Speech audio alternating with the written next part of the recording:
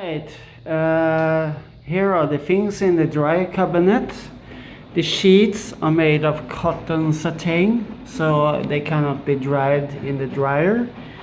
And these pants, I don't want to be dry them in the tumble dryer. Instead, I hang them there.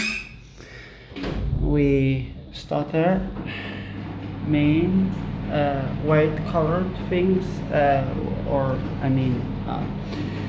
and in the tumble dryer we have these, the rest of the clothes. Stuck in there.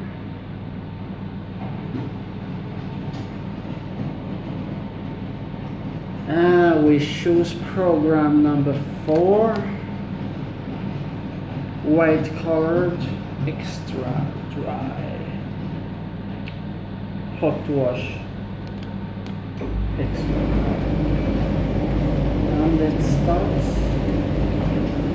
It takes approx 1 hour and 7 minutes to get this dry. That's not bad.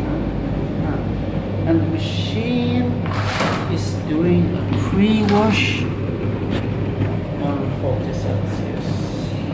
Okay, good.